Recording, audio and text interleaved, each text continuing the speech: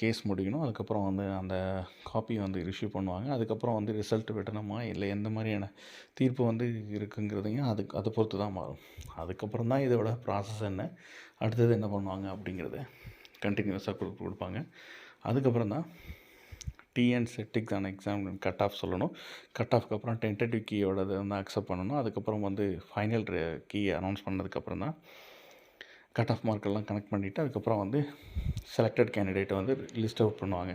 இதுதான் நார்மலாக வந்து என்டிஏ எக்ஸாமினேஷன் 2024 டிசம்பரில் யூஜிசி நெட் எக்ஸாமினேஷன் வந்தப்போ பார்த்தீங்கன்னா அவங்களுக்கு கொடுத்த ப்ரொஷர் தான் இதில் நீங்கள் பார்த்துட்ருக்கீங்க. ஸோ எக்ஸாமுக்கான வேல்யூஸ் எல்லாத்தையும் போட்டு கால்குலேஷன் மார்க் எப்படி பண்ணுறது, மார்க்கிங் ஸ்கீம் என்ன, மீடியம் கொஷின் பேப்பர் என்ன, சப்ஜெக்ட் என்ன, அது வந்து எப்படி இப்போ எக்ஸாமினேஷன் இன்ட்ரடக்ஷன் கொடுத்துருக்காங்க. இப்போ எக்ஸாமினேஷன் டிஎன் செட்டுக்கும் கிட்டத்தட்ட யூனிவர்சிட்டி கிராண்ட்ஸ் கமிஷன் என்ன கொடுத்துருக்கோம் அதே தான் இதுக்கான rules. So mode of examination pattern இது எல்லாமே கொடுக்குற டீட்டெயில்ஸ் எல்லாமே நீங்கள் ஏற்கனவே பார்த்துருக்கலாம். இதுக்கப்புறம் எலிஜிபிலிட்டி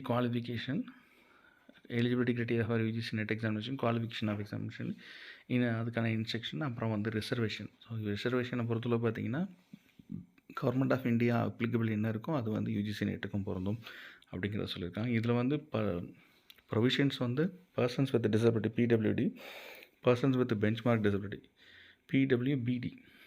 ஸோ இதுக்கப்புறம் பார்த்தீங்கன்னா ரிஜிஸ்ட்ரேஷன் அப்ளிகேஷன் ப்ராசஸ்லாம் மென்ஷன் பண்ணிவிட்டு key challenges and result. So இதுதான் வந்து இம்பார்ட்டண்டான விஷயம். 32லேருந்து 35 வரைக்கும் போட்டிருக்காங்க. இதில் நீங்கள் ஆக்சுவலாக வந்து இதில் தான் வந்து ப்ரொசீஜர் எப்படி அவங்க டிக்ளேர் ரிசல்ட் பண்ணுறாங்க அப்படிங்கிறத சொல்லுவாங்க. Key challenges and result.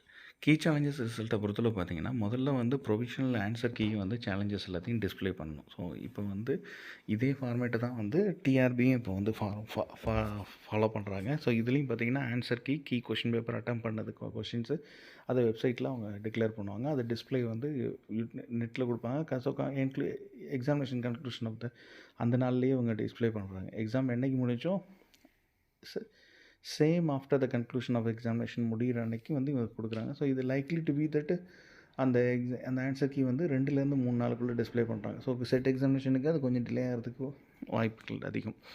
அதுக்கப்புறம் பார்த்திங்கன்னா ஆன்லைனில் வந்து நீங்கள் பேமெண்ட் கொடுக்கணும். சேலஞ்சு இதுவும் தமிழ்நாட்டில் கிடையாது.